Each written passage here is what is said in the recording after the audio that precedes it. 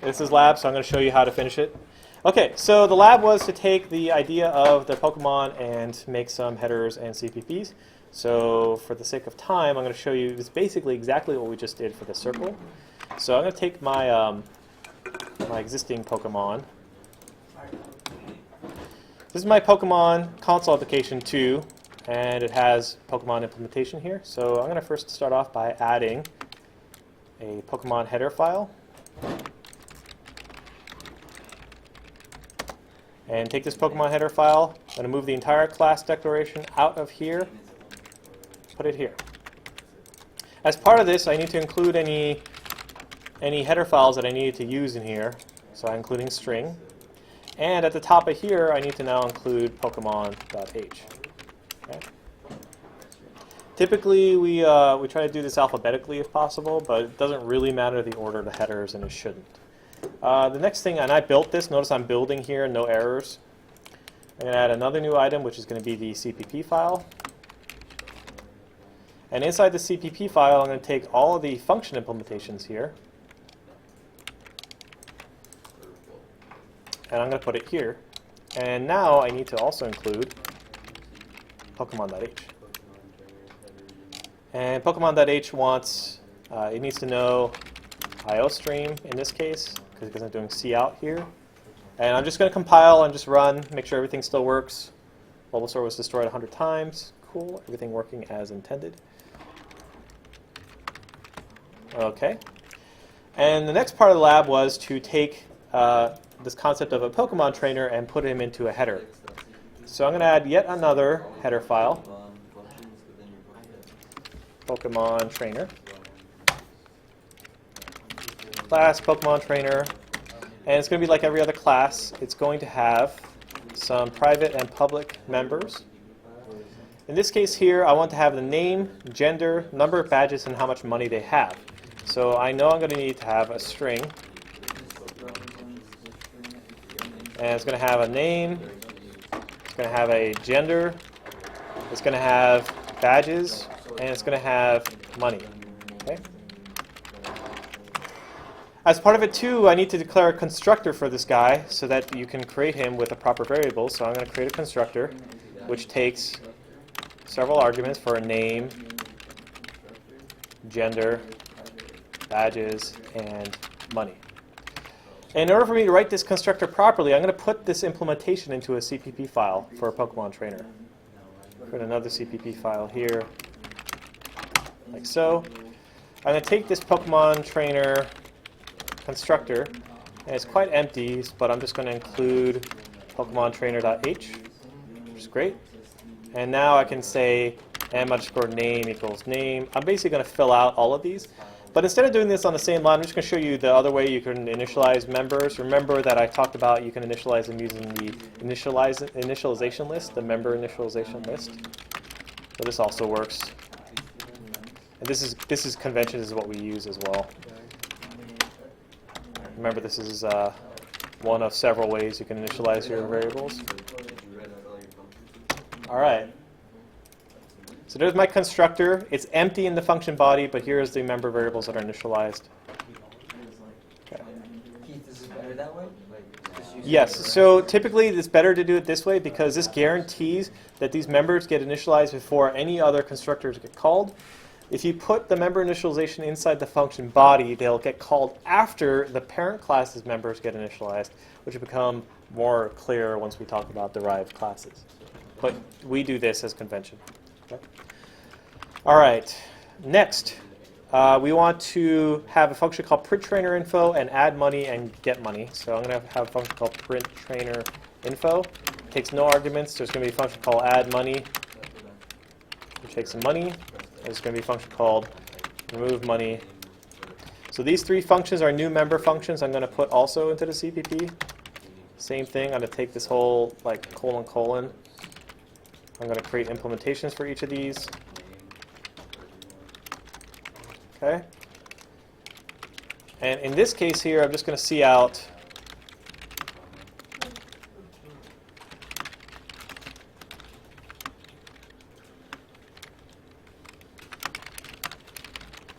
the name, Okay. In this case, I need to include IOStream as well. And I'm also going to print out gender, badges, and money.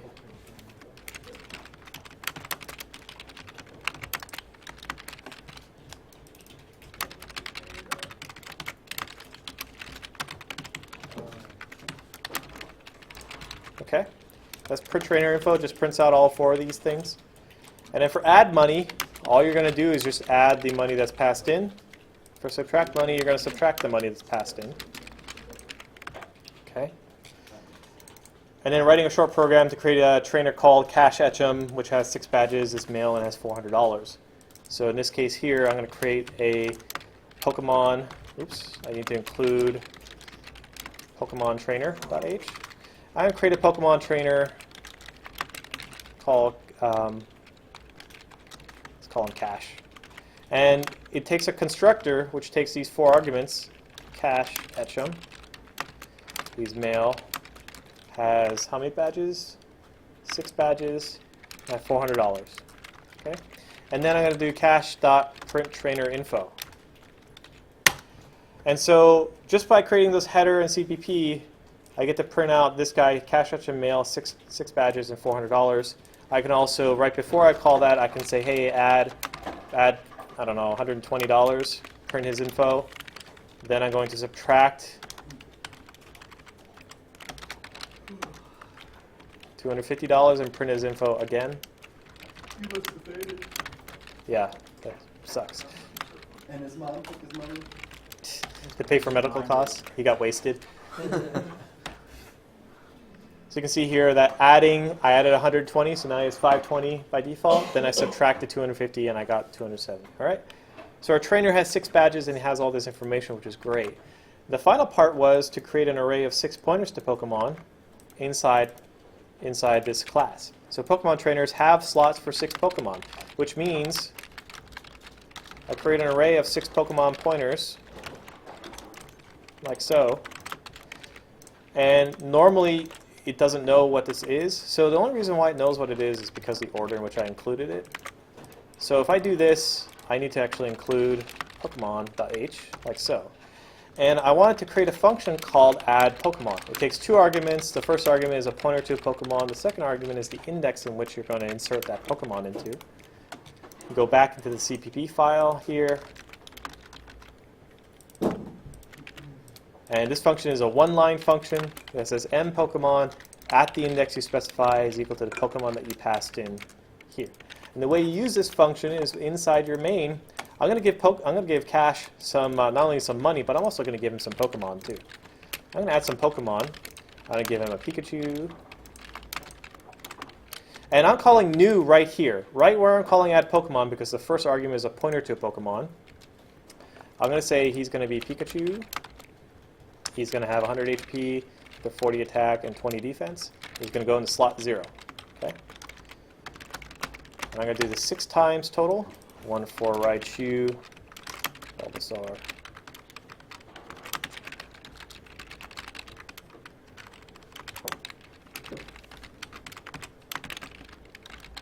Okay. I don't know. Just some numbers here. It's not super important, just as long as they're different.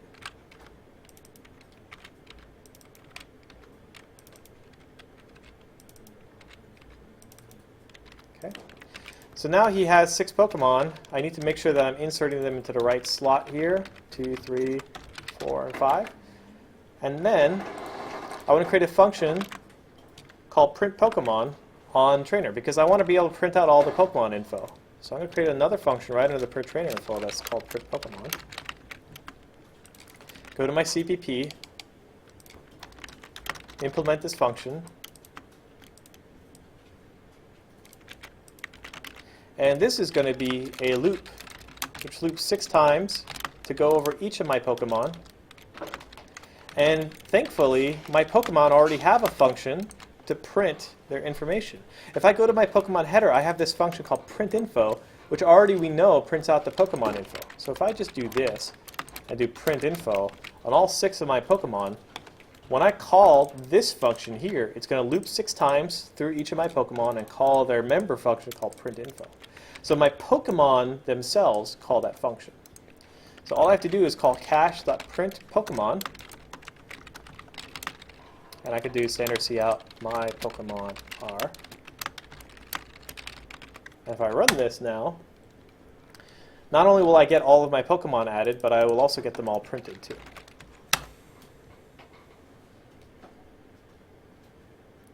You can see here it's formatting them nicely. It has my name for my Pokemon. Every single one of them has their attack and defense. Okay. Something to note is that since we called new on these Pokemon here, we need to call delete at some point too. And the best place to put that is actually going to be in the destructor here. So I'm going to write a destructor right next to the constructor, which is typically where you put it.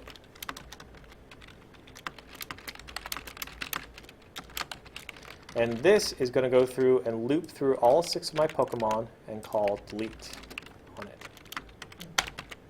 Okay. That way I make sure that whenever I declare a Pokemon trainer, it actually destroys them. And remember what I said about it lives as long as the scope of the Pokemon? If I did this here, I'm just going to comment this out for now. When would I see, remember when I added the call to say, hey, this guy was destroyed in the destructor of the Pokemon? So when is that going to get called inside here? When are all 6 of my Pokemon going to get deleted? It's when this destructor gets called. When does this destructor get called for this Pokemon trainer variable? After you print them. Right, here. So after this curly braces hit, it calls the destructor, which then deletes all 6 of my Pokemon here. So basically, right after I print out all the Pokemon, you're going to see 6 calls to the destroyed call. Let me show you what actually happens here. I'm going to put a breakpoint here in the destructor for Pokemon Trainer in the debugger. And let me just show you what line it's on right now. See where the little arrow here is? It's on this line right here. As soon as it finished this line of code and got to here, it called the destructor for Pokemon Trainer. And if I put a breakpoint inside the destructor for Pokemon right here, the arrow is on the deletion. Okay? So as it's deleting each of my Pokemon, it's calling the destructor for the Pokemon. This is Pikachu that's getting destroyed, then Raichu, then Bulbasaur, then Charmander, then Squirtle,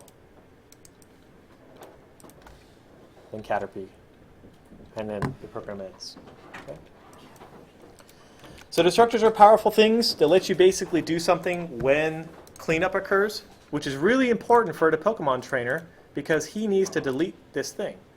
Because remember, if we do not do this, if I didn't have this here, and let's just say in my console application I just did a while true here, let's just say I did this, I'm going to leak memory here. This is the exact same problem as what I had before.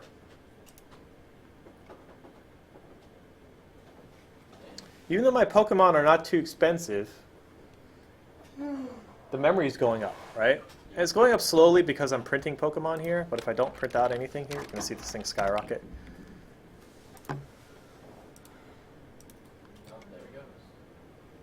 And that's because my destructor didn't call delete. So it's going up. If I go back to my destructor here and I put this back in, it doesn't matter anymore. It'll always clean up the memory that's been allocated to it. So it stays at that same memory usage, no matter how many times it's looping. Okay? That's why destructors are really important. I have a breakpoint here, but it doesn't matter. Okay. This is typically where you do your deletion for anything that's owned by this class. Okay. I know that was a lot of stuff to go over. I will go over inheritance though now, because I think it's important to go over. All right, questions on multiple files? All right.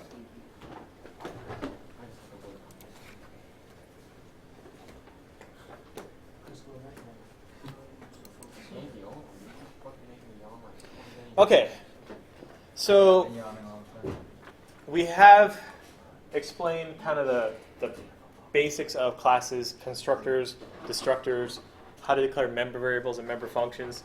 But one of the most important concepts in object-oriented programming is inheritance. Inheritance allows you to define a class in terms of another class.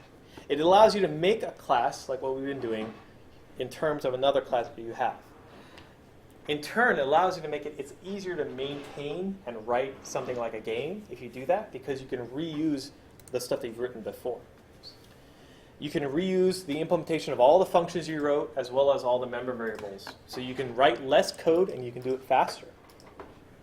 So when you're creating a class like what we just did for the Pokemon trainer and for the Pokemon here, by using inheritance, instead of writing completely new data members and new functions every time you make a class, you can inherit from a class, which means that you also inherit all the members of that class too. It means you get all the members, the member functions and the member variables when you inherit from it. If I were to inherit from Pokemon, Pokemon would become what's called the base class. Okay? It's kind of the class from which you're inheriting from. And the new class that I'm inheriting from would be called the derived class. Okay? Let me explain this more in like the relationship of like a real world example.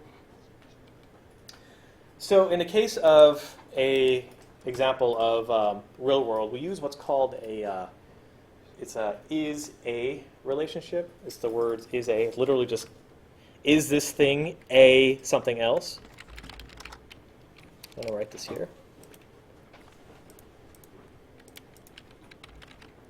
So I want you to keep this in mind because this is lab number 2. I'm going to give you. So inheritance is a relationship between two things, right? So if I have something, this is a very common thing, like you have animals, right? And let's say we have a dog.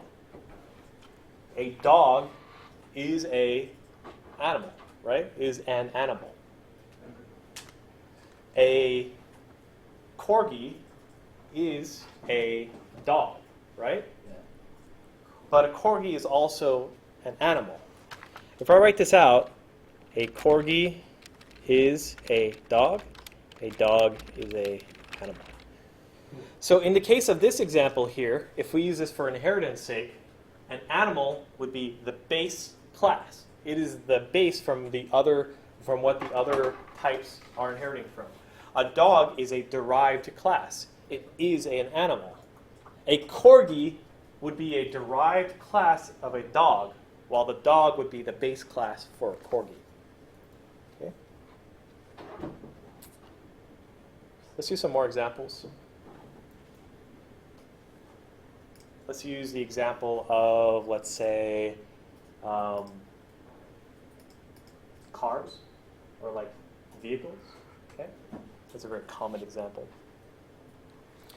If I have a vehicle, let's create some is-a relationships here. Let's start with a Corvette. What is a Corvette of? What kind of thing would, if Corvette would be a derived class, what would be the base class of a Corvette? Does anyone know? Is a what? Car. Is a car? Okay, let's take that further. A car is a what? Vehicle? Can anyone go one step further than that? What is a vehicle? POV. POV? POV?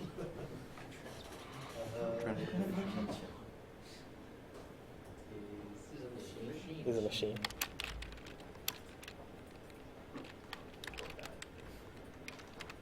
Let's put some stuff in between these.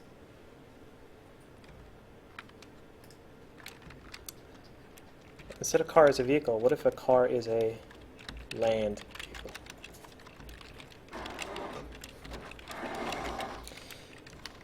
The reason why I want to make this distinction here, what about a cruise ship? What is a cruise ship? Ship. It's a ship? Sure. A ship is a, what type of vehicle? Maybe a water vehicle? A water vehicle is a vehicle, right? What's your vehicle? So vehicle is a base class for two different types of classes, right? It's both it can both be a water vehicle or a land vehicle, right? Well, sorry, a land vehicle is a vehicle, and a water vehicle is also a vehicle, right? This relationship here extends too. This is a very simple example of kind of the more different types. You have pull vehicles and automobiles, right?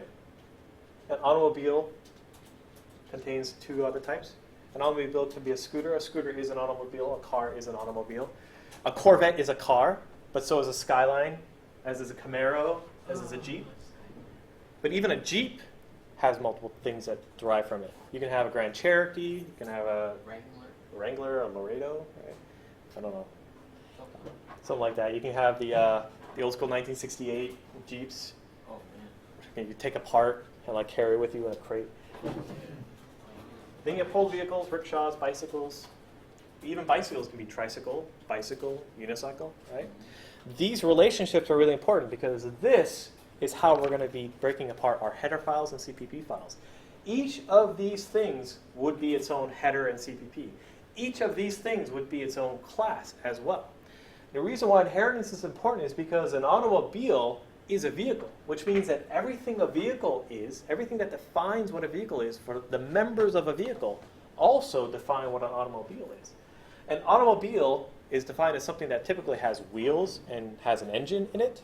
So guess what? A car and a scooter would both have wheels. Both of them have wheels and engines. But a car and a scooter also are vehicles. Vehicles are a way of transporting things, right? By using inheritance, your car is only defined by what distinguishes it from an automobile. What distinguishes a car from an automobile? If I say an automobile has wheels and an engine, what defines a car? What makes a car unique from all other automobiles? Think about that. What are the things unique to a car that's different from, say, a scooter, right? Airbags is a good one. A car has an airbag. What else is there? Radios? Scooter has radio.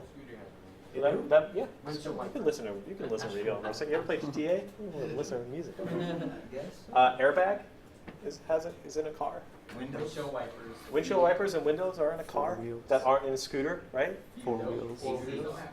Okay, so let's take this a step further here. Take it to another level. Let's take this to another level here. Double cart scooter. Let's draw some more arrows here. What do we say here?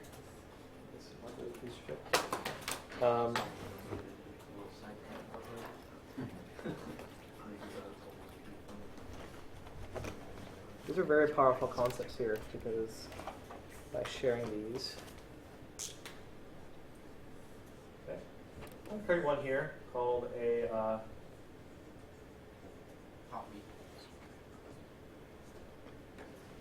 Corvette. What's another type of car we can do here? F1. Smart car. Of course you would. Tesla. Smart. I like that. Okay, these three are all types of cars. What distinguishes an F1 from a smart car? What are the things that an F1 car has that a smart car does not? They might both have radios and windows, right? But what does an F1 car have that a smart car does not? Right? What are the differences between those things? Power. Speed. Power, an F1 car. Yeah. Survivability. F1 cars, top speed probably is different, right? Power, they both have engines. This thing probably has, are there any things that an F1 car has that a smart car does not? Bigger tires. The smart car has a rear view mirror. Yeah, that's true. There's like a class here that's like things that have rear view mirrors, right? Rear view. I'm going to define rear view. Automatic button to start up your car now. All in the hand shift. Think about it. When you watch an F1 racer, what are the crazy things that F1 racers have? That They have helmets. paddle shifters? Sure, we can say this one has a paddle shifter. You guys have steering control. You guys are losing your ownership. And removable steering wheels. Yeah, they get right? crazy stuff. They have to wear stuff. So once you start getting down to the details, it's a little hard to distinguish between them, but it's important to realize that even though these things are different from one another, and a Corvette is different from a smart car, they're all cars. So anything that a car is also what F1 things are. Cars typically has four wheels. All these things have four wheels. Car typically has some windows. Not always, but this thing technically has a windscreen in it, so it counts. And these things are also automobiles. And automobiles are things that have tires and like an engine, right? So a Corvette has tires, it has an engine, it also has 4 tires and doors and a windshield. But they're also vehicles. And what defines what a vehicle is? What are the things that are common to all vehicles?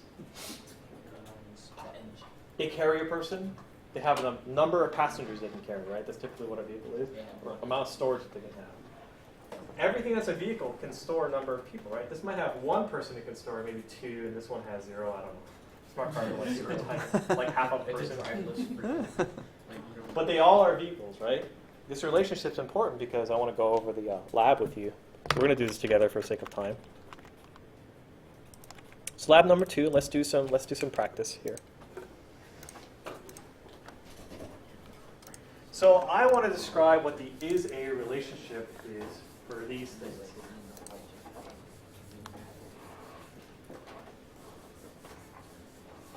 So I want to describe the is a relationship for armor in an RPG. Okay?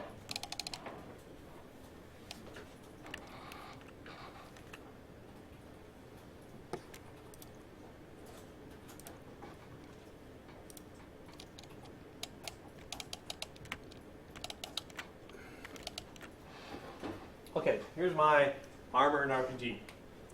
So I want to figure out first, I'm going to draw the tree, and I want you guys to tell me what the base, the head, the root of the tree is going to be. What is at the very top of the tree? Armor. Armor. All right. So here's armor.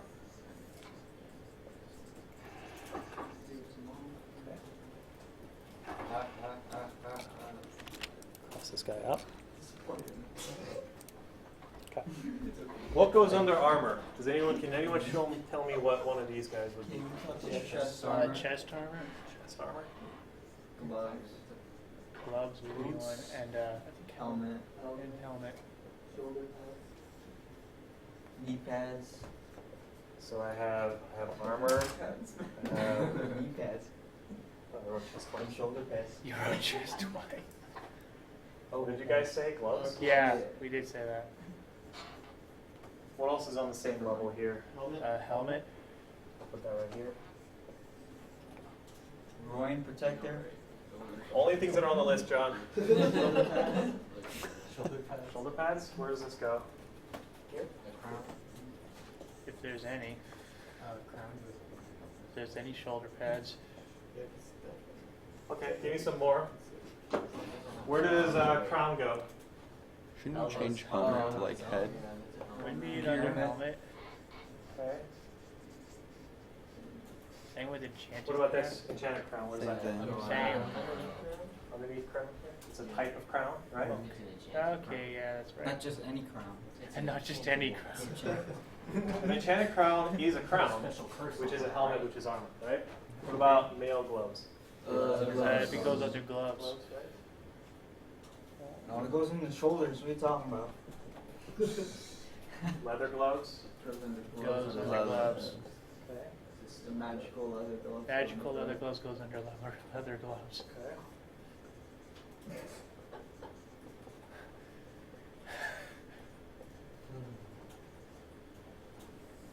Okay. Does it bring me some kind of Now chest armor? Chest armor. On Go the under the chest. chest. You can get rid of enchanted Green armor. mail and plate mail probably go here. Yeah. It's hard to decide, man. Chest armor. But the most ridiculous named breastplate would go under breastplate. Okay. The most ridiculous. Enchanted crown and godly breastplate of the whale. We already have enchanted crown. Enchanted crown, where does it go here? It's already there. Oh, it's already here. Yeah, Godly- and the godly ridiculous breastplate chest of plate the whale. breastplate would Underplate. be under the Plate, right? breastplate one. What kind of name is that for a breastplate? This right here, this is from Diablo 1. That used to be the best blue armor you can get in Diablo 1. Godly blade of the whale gave you a huge amount of HP for the whale, and godly blade the armor. Oh. Okay, so this is the relationship. So if we follow it, magical leather gloves, they are gloves. They're leather gloves, which are a type of armor, right? Yep. When we're writing classes and we're deriving classes from one another, here's what the hierarchy looks like. You start at the top, you declare something called armor. This is the base class. Okay? Any properties that are in armor will get inherited by all the things that are underneath it. what things define armor as a whole? What things are common to all of these? Defense, right? So maybe this guy would have a member variable. Are there anything else you guys can think of that is common across all of these objects here? That you would add? Quality? Durability, maybe? Durability. Okay, let's just start with these two. Let's go down the road of gloves. What things define a glove differently from armor? Maybe dexterity. Location. Where it goes? Yeah. How many you can wear? Stats. What Resistance. do gloves maybe let you, like someone said gave you stats, I think I like that idea. Maybe gloves give you, Magic. Higher range creatures. Better magic. maybe they give you dexterity. They can some sometimes dexterity give you amount. magical qualities. That's how it works with D3. It's like gloves have a certain set of things they can give you, like Yeah. attack speed and stuff. Like resistance. Okay. So leather is different from gloves because leather gives you a certain amount of defense, but Increase. Yeah, with Dragon Quest, it was always defense.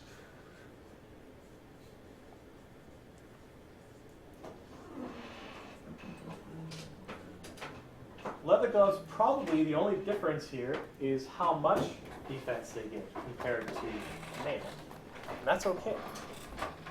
When you're defining a class, you don't actually need to always add new member variables. In fact, a lot of times you're just modifying a member variable that was base class. So in this case, leather, I'm going to say is exactly the same as a glove. Only thing is the amount of defense and dexterity it gives, maybe it gives, I don't know, some like 10 defense and 12 dexterity. Magical leather gloves maybe give a lot more, right? Again, don't really need any new members, it just gives you more. The way that you define something inheriting another object, when you want to define this relationship, I'm going to show you guys in code how this works.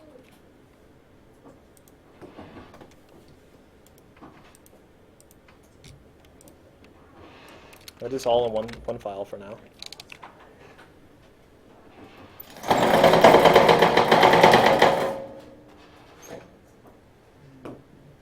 I'm going to create my armor class, just like what we did on the whiteboard.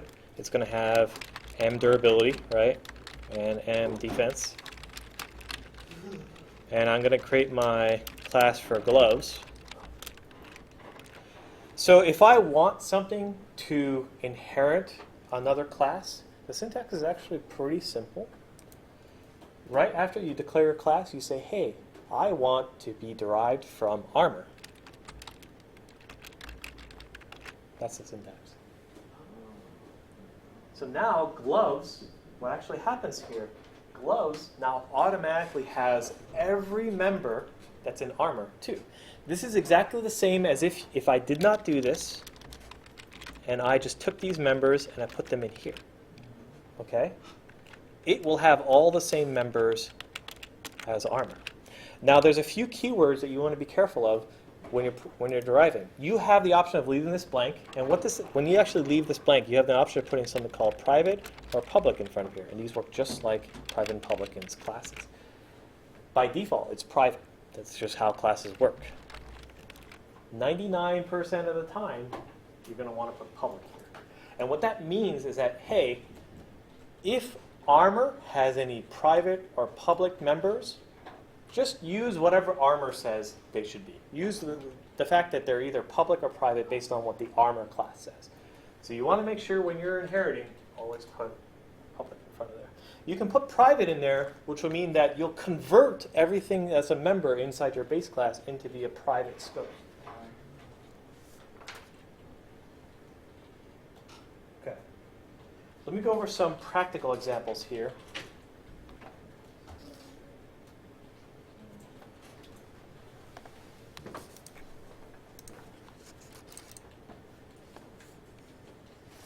I have a question. So pretty much you were saying private makes all of the member variable be private, right? No, private does, yeah. So if I did this, if these member variables were public here, so everyone can use them, and I did this, they would turn into private variables. Public only takes in what's already in the class armor. That's right? That's correct. It says don't change whatever it's been declared as. So most of the time you're going to want public here. So if the public wasn't in the class armor, it would just take it private. It would be private, yeah. Even though I'm saying public here, public just means, oh, just use whatever armor has, right? Okay, so let's do an example here.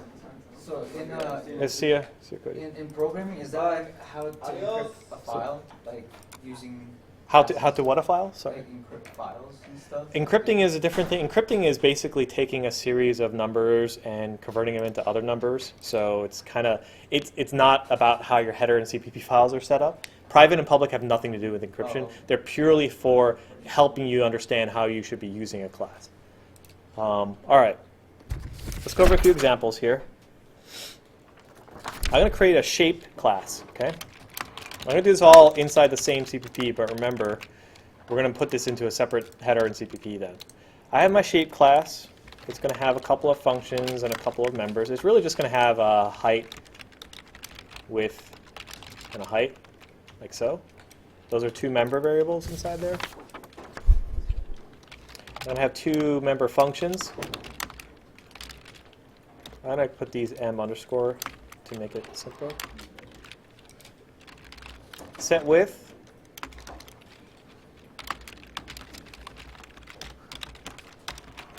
And I'm going to create a function called set height.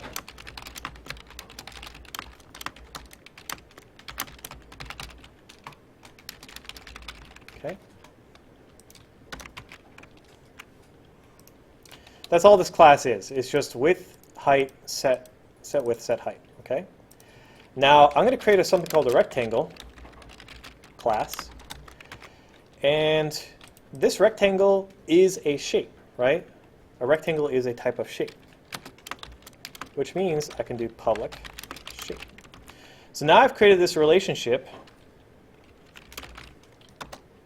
between, this is my shape. My hierarchy is just one deep, right?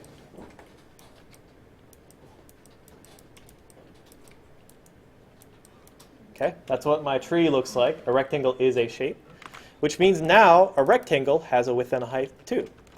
So without me doing anything, let's create a rectangle, rectangle A. So when I do rectangle A dot, what are the things that are going to be available to me that I can use? What are the members? Set width and set height. So there's my set height. I'm going to do 10.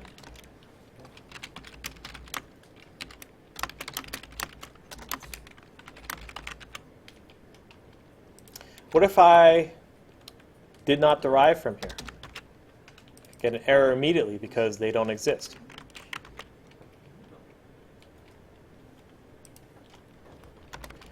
And here's why it's nice, is that I can create a member function here. Rectangles let you get the area of them. A shape is just generic. It doesn't necessarily know what the area is based on whether it's a triangle or a rectangle. So we're going to write a function called getArea.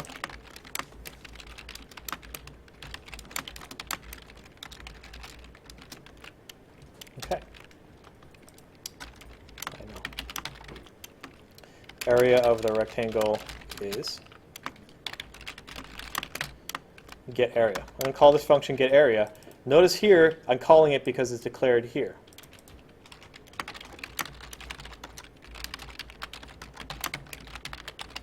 And then let's do IO stream at the top. So I'm going to compile. It's going to fail. I'll explain why it fails. So I get two errors here, which is weird. Like, I got all the members. I have the members. Why can I not access width and height here? It's giving me an error. What's that? They're private. They're private. What do we say about private? Only the class that declared them can use them. That means even people that derive from them can't use them. Well, what are we going to do? I don't want to make these public. I said that members should be public. Well, there's access level in between those two called protected. And protected says, hey, it's private to me and to anyone that derives from me. But people who derive from me, who are derived classes from me, are allowed to access my members. What you were saying the last week, extensors? Yes. Can we use that for those too? Or? You can use that too. If you want to keep these private and you want to write a, hey, get width, like so. And you want to get a get height. This is also common,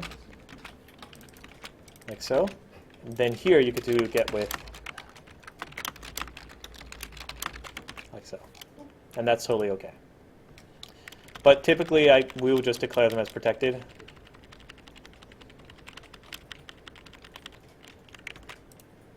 What other things are types of shapes? Anyone know? Circle.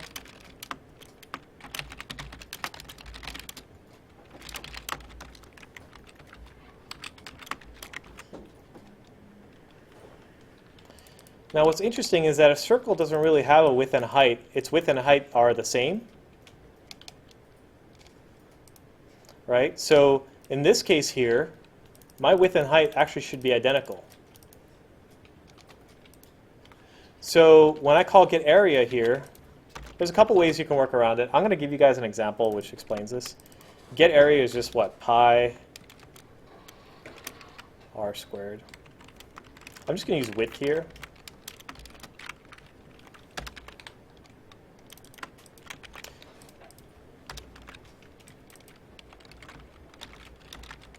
Okay.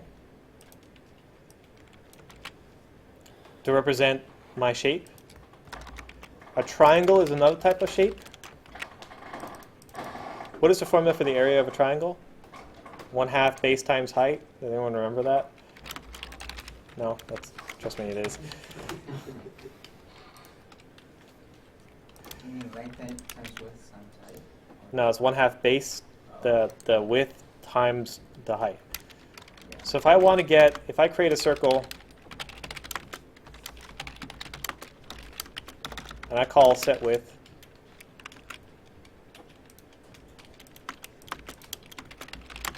(50), and I say the area of the circle, just call the same function, same thing like this.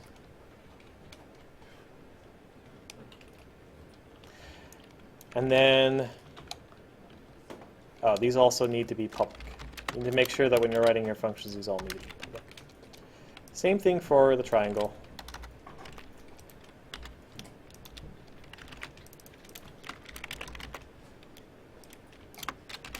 Triangle is going to have a width of 25 and a height of 60.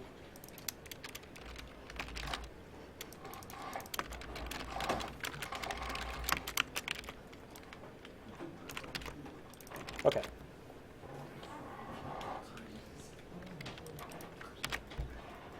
So let's just print out what these things are.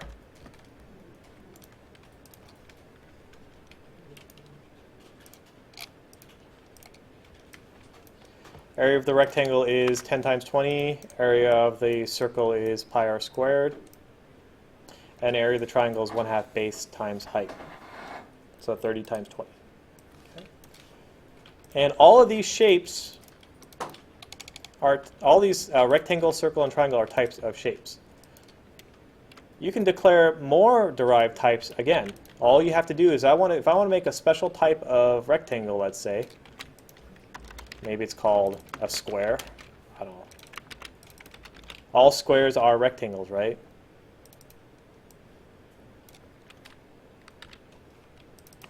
In this case, I'm just going to be m width times n width here, because a square should be only using one of those. I'm just going to use width as the example. So the relationship here is a square is a rectangle and a rectangle is a shape. So here's my rectangle. So I'm going to make one more guy here. Square. Because look at the relationship, square, colon, public, rectangle. And then public, rectangle, public shape, right? And then shape doesn't derive off anything. So I created that relationship, right? Let's make this relationship for the armor example from the lab that I talked about. So this right here. Let's make these classes in C++ and explain how they look. Add a new header file for this. So again, we have my base class of armor. What do we say? We have a class of gloves, which derives off armor. Then from gloves, we have leather gloves, which are a type of gloves, right? And then we have from there magical leather gloves from leather. We also have mail gloves, Okay. This relationship here, armor, gloves, magical leather gloves, is what we did on the board. And if you forgot, we have armor, right?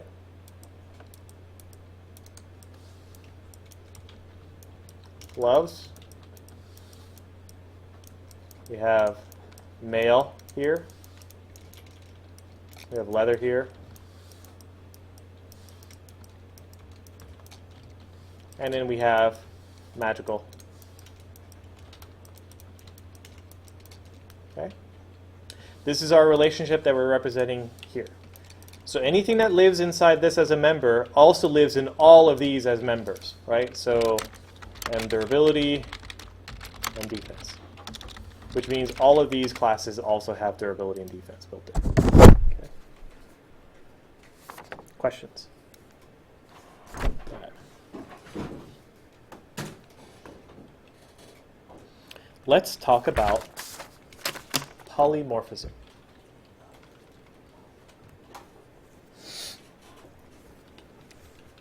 Let's go back to our shape example.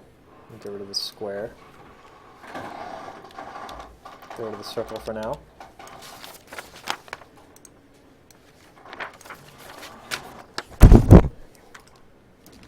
Let's just talk about rectangles and triangles here. So, polymorphism in the case of C++ means that when you have a function that is polymorphic, it means that it will figure out the correct function to call at the time that you called it. So it's a little weird because it seems like in what cases would this be useful? Well, this actually ends up being extremely useful and very powerful. And I'm going to show you an example of why this is. So there are two ways to call a function in C++.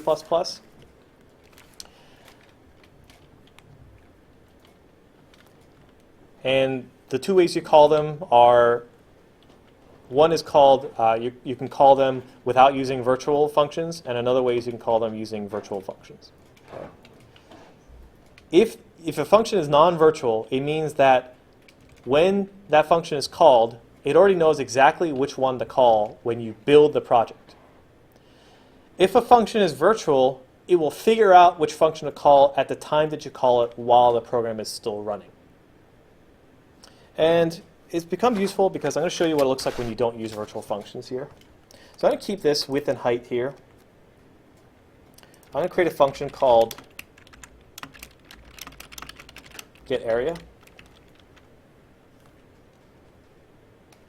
And I'm going to do a standard cout base shape area.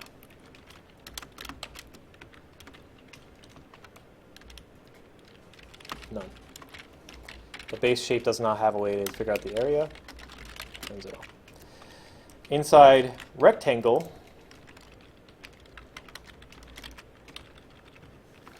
rectangle shape. There we go. And inside of here,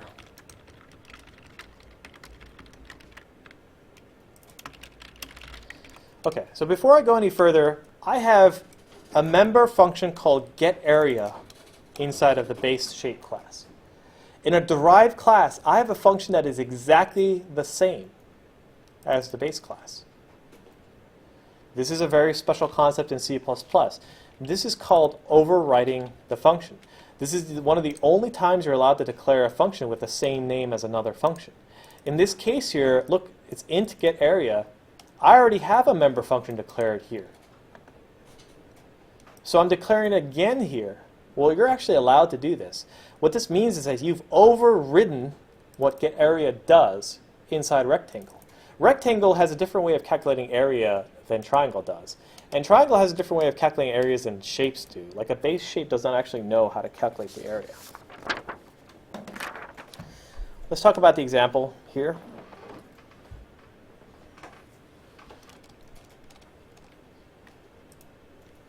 So instead of this rectangle A, I'm going to create a pointer to a shape. Okay. This pointer here is just a shape. And what I'm going to do is I'm going to say shape equal to the address of rectangle A.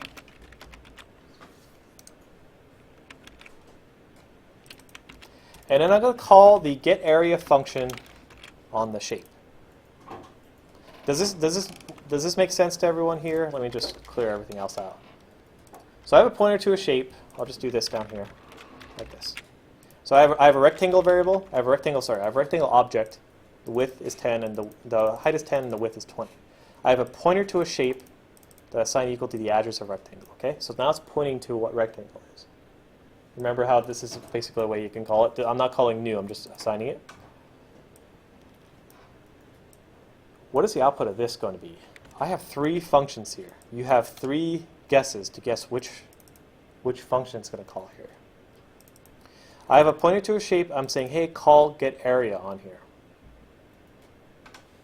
Let me make it a little bit simpler here. I'm going to call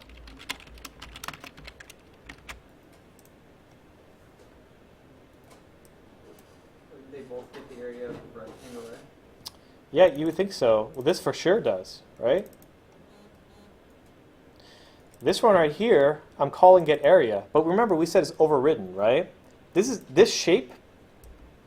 It's actually a pointer to a shape. It's pointed to a base class of shape. Remember, rectangle is a derived class of shape.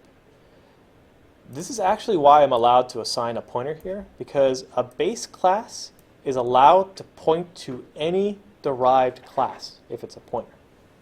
Okay, I could do this. I could do this for sure. Create a pointer to a rectangle and have a pointer there.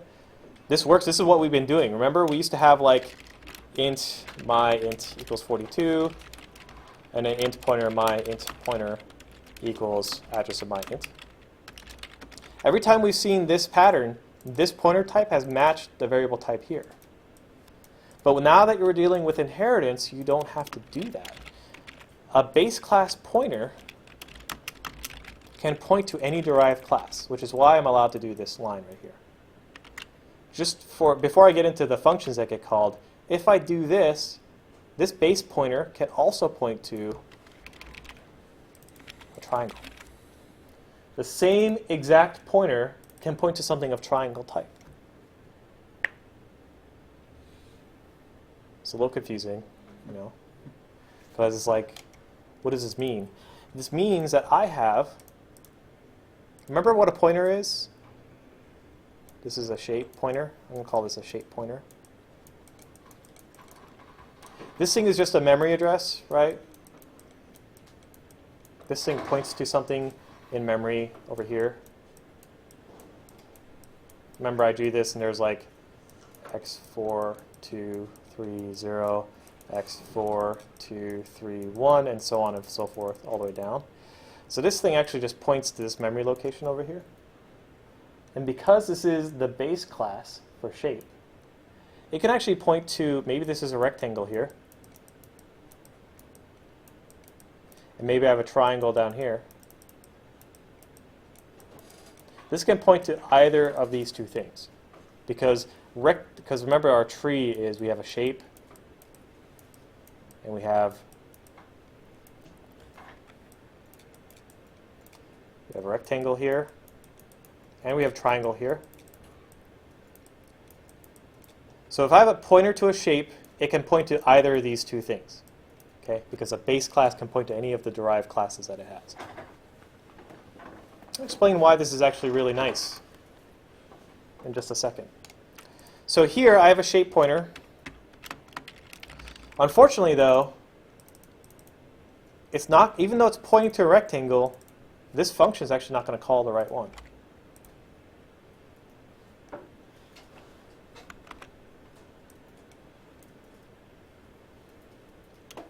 Did I call this too many times?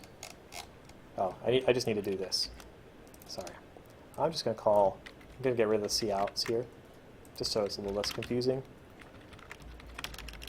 I'm just going to call these two functions without doing any return.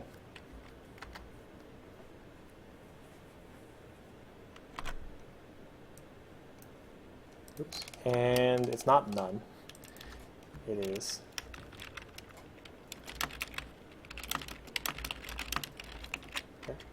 will make it a little bit easier to understand. So here are my two function calls. The first one that I have up here is rectangle get area. Cool. I got rectangle shape area. The second one is a pointer that's pointing to the rectangle, and I'm calling get area on it. But it didn't call my rectangle function. And this is because we're using non-virtual functions, which means that this line right here, when I did this build step here, it's already figured out that this function that's going to get called is the shape function. Because it's like, well, I don't really care what you think it should be called. I know that it's a shape. So that's what I'm going to call right here. This is called static resolution. It means that it's done at compile time. This is before the program has actually run. It's figured out what function it's going to call. Okay? But if we modify it a little bit, we can say, hey, don't try to figure out what function you're going to call while you're building. Okay? Don't try to figure out right now. Okay? Instead, just hold off, and I want you to do it while the program is running, because it changes. The thing that it's pointing to is a rectangle here, so I want you to call the rectangle version of this. And all we have to do that is put the word virtual in front of it, of this.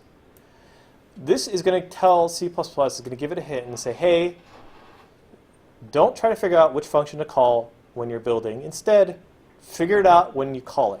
And this is called dynamic dispatch or dynamic function resolution. This means that it dynamically figures it out while the program is running. By putting a virtual in front of this function, what this means is that now, when I go to call this function, right before it calls it, so I'm going to do this once. So I call this function rectangle shape area. So let me just show you the output of this. Now called rectangle shape area twice, right? So what actually happened is that right before it called this line, it said, okay, hold on. You're telling me that this thing is virtual, so I need to figure out exactly where I'm going to go based on what I'm pointing to. If I'm pointing to a rectangle, I'm going to send you into this function here. But if I'm pointing to a triangle, I'm going to send you to this function here instead. Okay? Right before it calls this function, it's going to wait to figure out what it is. So if I step into it, notice it jumps into the get area for the rectangle instead. If I remove the virtual keyword here, it's going to go back to being static. And then if I step into here, look where the function is now. It's in the base class for shape. So this is important because if I do this for the triangle too,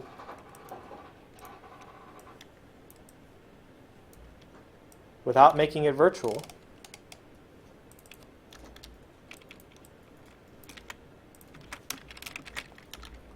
so I have my shape pointer, and I'm going to call my shape pointer get area here.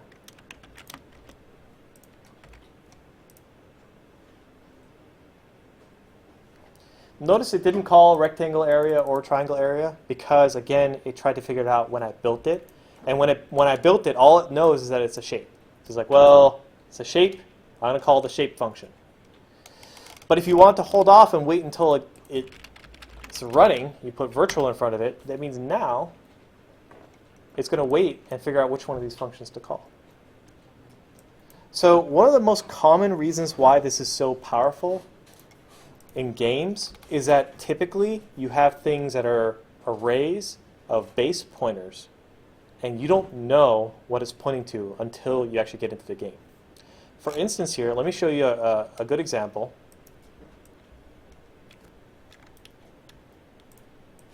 I'll delete all this. I'm going to create a triangle and a rectangle here. But this time, I'm going to declare an array of shape pointers. These two. Okay.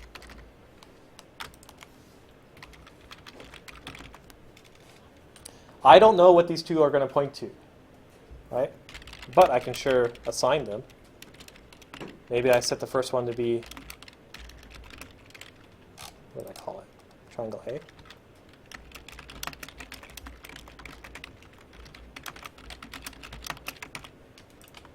I have an array of pointers here. I don't even know what type it is. But it doesn't matter, because now I can write a loop.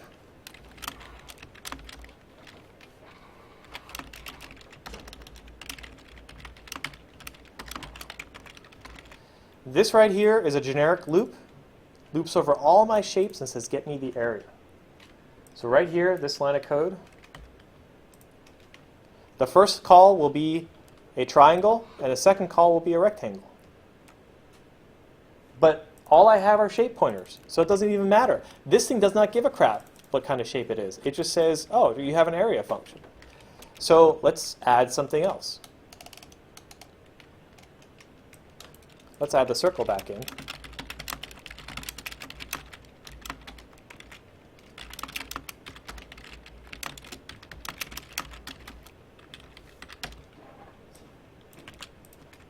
This is all chapter 13, by the way, so I'm going to reiterate that.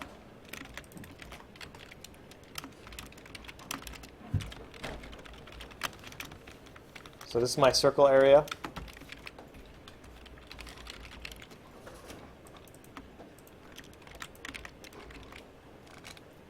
I'm going to create a circle here.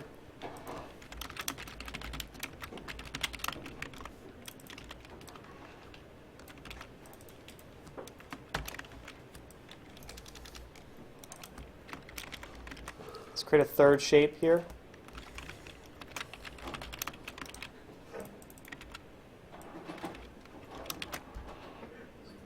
Okay.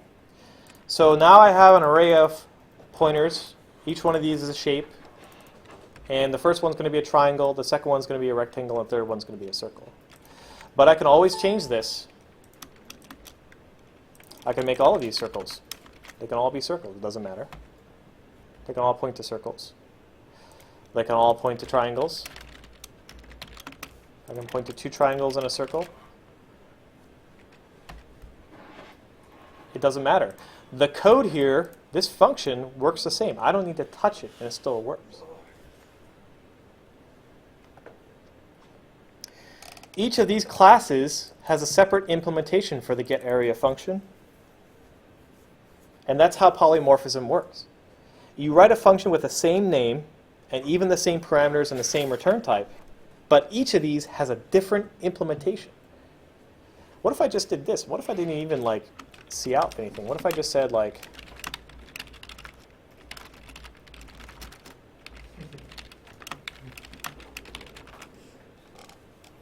and I print this out? The shape doesn't care. A circle is not going to give it up.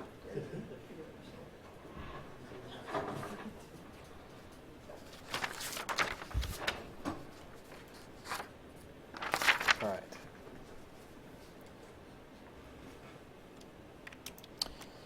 So here's how this is going to work. This is why this is really useful for us when we get into asteroids, is that our hierarchy for our asteroids game, let me draw this out. It's going to look like this. We're going to have a base class called a game object. This is going to be a generic object that has a position in the world and likely a velocity and an acceleration. From game object in asteroids, we have asteroids. We have a player.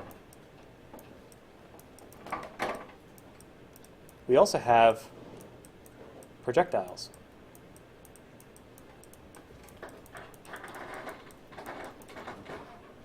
And projectiles might have two different kinds of projectiles. We have friendly, and we have enemy. Okay. This is what our hierarchy is going to look like. Now, why is polymorphism important? Well, the way that we're going to write our code is we are going to have an array of every game object in our game. Everything that's an asteroid, a player, or a bullet, they're all going to go into one array. It's the same exact array. So if I were to show you what that array looks like, if I create a game object class, every single object is going to go into a game object array. And like we're going to use dynamic arrays, but this is what our array is going to look like. So this my objects array,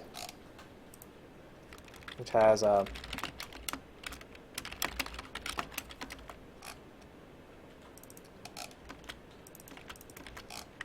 this my objects array, it's going to have a mix of asteroids, projectiles, and players in it, and you're not going to know which one it is.